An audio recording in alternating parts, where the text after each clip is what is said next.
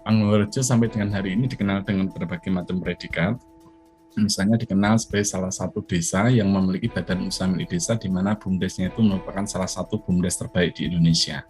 Kenapa terbaik? Karena di tahun 2019 sebelum pandemi, pendapatan badan usaha milik desa kita itu mencapai 6,7 miliar.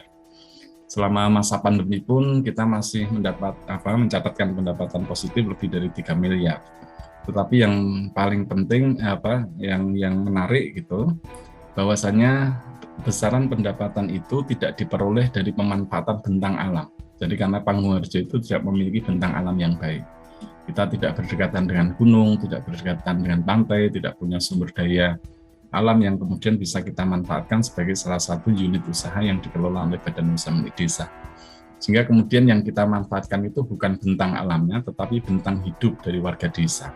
Jadi bentang hidup itu meliputi bentang sosial, bentang budaya, bentang teknologi, bentang lingkungan, dan lain sebagainya. Salah satunya adalah melalui pemanfaatan sampah yang kita dirikan sejak tahun 2013. Jadi 28.000 jiwa yang mendiami wilayah Panggung-Harjo itu setiap hari, setiap orangnya mesti memproduksi sampah, yang kemudian sampah-sampah itulah yang kemudian kita manfaatkan sebagai salah satu potensi yang kita kelola melalui badan usaha milik desa. Nah, ini adalah contoh bagaimana Panggung-Harjo itu memanfaatkan bentang sosialnya. Jadi aktivitas sosial menghasilkan sesuatunya kemudian kita manfaatkan sebagai salah satu unit usaha yang dikelola oleh badan usaha milik desa.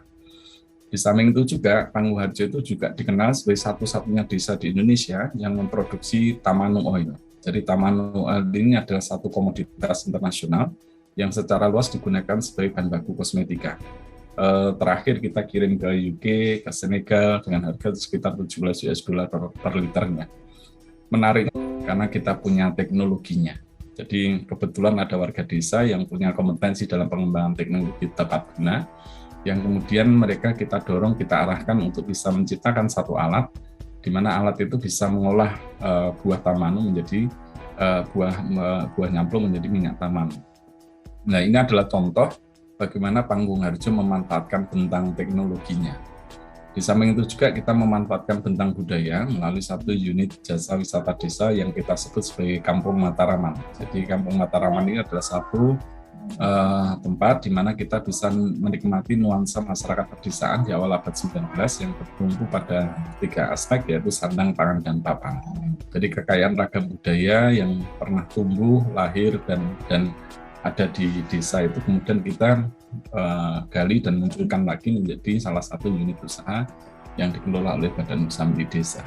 Nah, ini adalah contoh bagaimana Panggung-Harjo memanfaatkan bentang budayanya.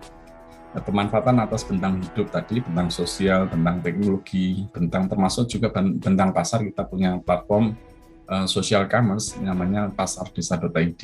Nah, ini adalah contoh bagaimana kemudian kita memanfaatkan bentang hidup dari warga desa, karena memang kita tidak punya bentang alam.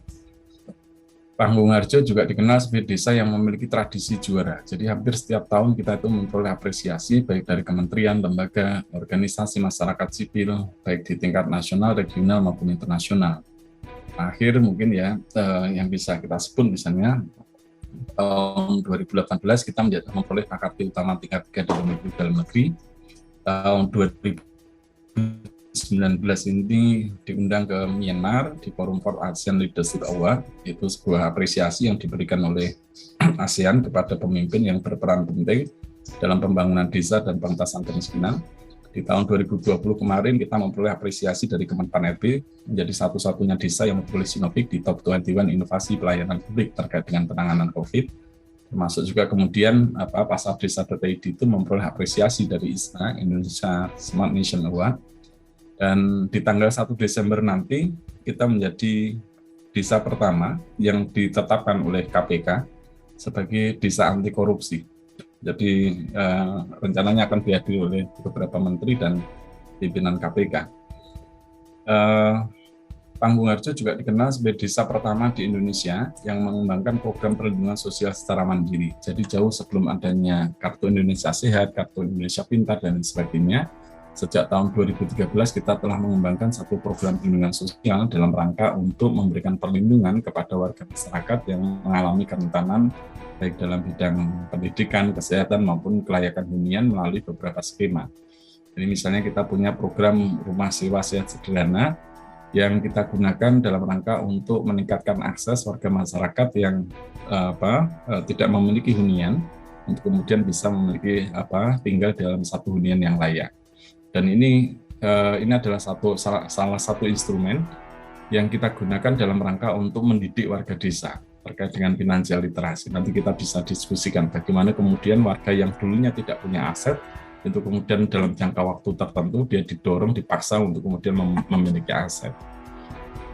Termasuk kemudian keberadaan badan usaha milik desa itu kita gunakan sebagai salah satu jaring pengaman sosial dalam rangka untuk meningkatkan akses warga desa untuk memperoleh sumber penghidupan yang layak, khususnya bagi kelompok-kelompok marginal.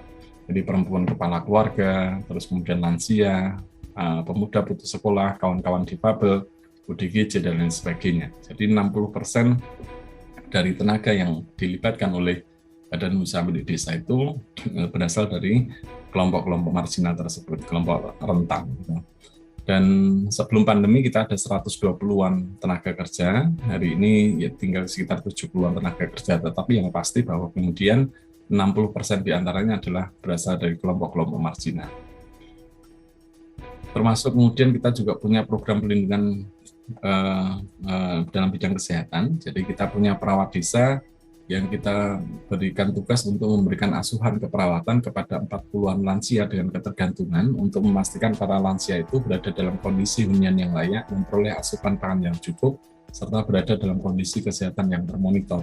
Termasuk kemudian sejak tahun 2019 sampai dengan hari ini para lansia dengan ketergantungan itu senantiasa kita kirim ransum makan untuk memastikan ketercukupan atas asupan pangan.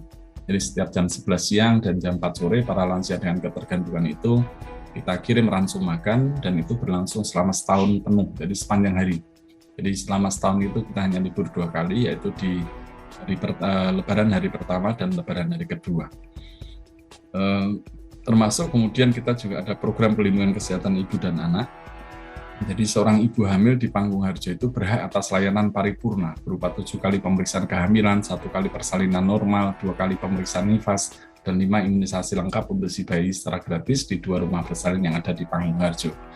Dan sehingga kemudian ketika ada seorang ibu hamil, sebenarnya dia cukup datang ke kantor desa, bisik-bisik sama Pak Kades, saya hamil gitu, itu sudah cukup gitu.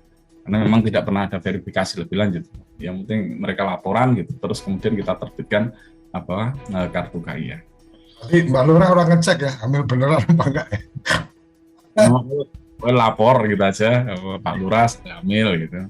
Dan setengah jam kemudian kita terbitkan kartu KIA itu, tanpa verifikasi, tanpa survei, tanpa macam-macam. Terus kemudian kita juga ada program perlindungan dalam bidang pendidikan melalui program Satu Rumah Satu Sarjana, melalui beberapa skema, ada asuransi pendidikan, beasiswa pendidikan, bantuan pendidikan tunai, maupun kerjasama dengan beberapa perguruan tinggi negeri maupun swasta yang ada di Yogyakarta untuk memfasilitasi anak-anak kita untuk bisa kuliah di sana secara gratis sampai dengan lulus. Termasuk kemudian desa mendirikan lembaga pendidikan non-formal setingkat kelompok bermain, TK, SD, dan beberapa tahun ke depan kita harus siapkan SMP karena ada beberapa anak-anak didik kita yang akan masuk ke usia SMP.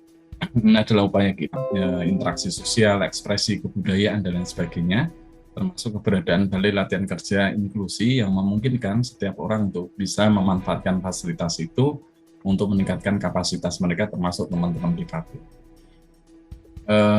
Pengalaman-pengalaman baik itulah yang kemudian di tahun 2020 kita dijadikan oleh